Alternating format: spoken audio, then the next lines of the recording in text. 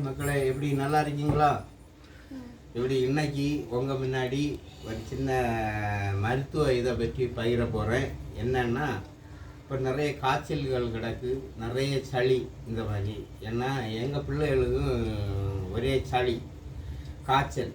அப்போ சின்ன வயசில் எங்களுக்கு எல்லாம் அந்த ஆவி பிடிக்கி சில விஷயங்கள் பழைய பாட்டிமார்கள் எங்களுக்கு சொல்லி தந்த இது ஞாபகம் இருக்குது. அதனால நான் என்னென்ன அந்த மூலிகைகள் விளையில போய் படிச்சுட்டு இருந்தேன். என்னென்ன இது சளிக்கு என்னென்ன இதுன்னு சொன்னால், வெத்திலை, முக்கியமாக வெத்திலை ஒரு இது எடுத்துடுங்க. அதுக்கு பிறகு வேப்ப இலை ஒரு துக்கு எடுத்துடுங்க. அது ஒரு துளசி, கருந்துளசி இலை ஒரு துண்டு எடுத்துடுங்க. அதுக்கு பிறகு திப்பிலி கிடச்சுன்னா திப்பிலி, அதில் திப்பிலி இலையும் ஒரு இது எடுத்துடுங்க, கொஞ்சம் எடுத்துடுங்க. அதுக்கு பிறகு கற்பூரவள்ளி, நவரப்பச்சிலை, அந்த இதையும் ஒரு இதை எடுத்துடுங்க.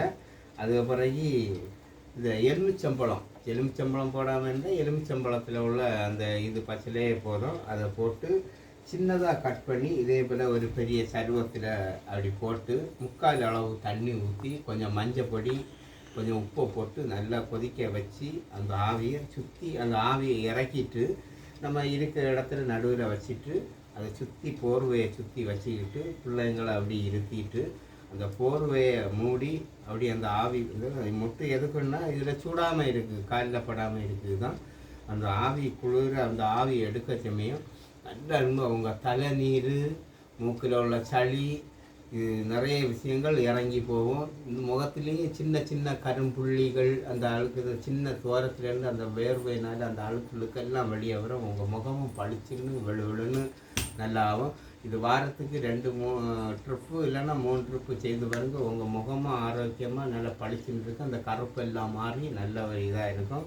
இது நிறைய மருத்துவ குணம் உள்ளதாக அந்த ஆவியும் மனமே ஒரு தனி சுகமாக இருக்கும். எங்கள் பிள்ளைகளுக்கு நான் இது செஞ்சு என் பிள்ளைகளுக்கு சளி எல்லாம் தீர்ந்து நல்ல ஒரு இதாக இருக்கும்.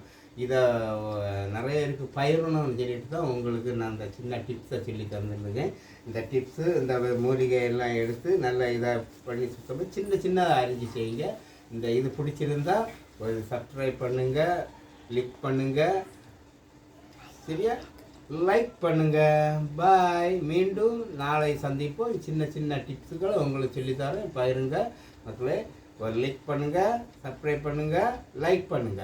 பாய்.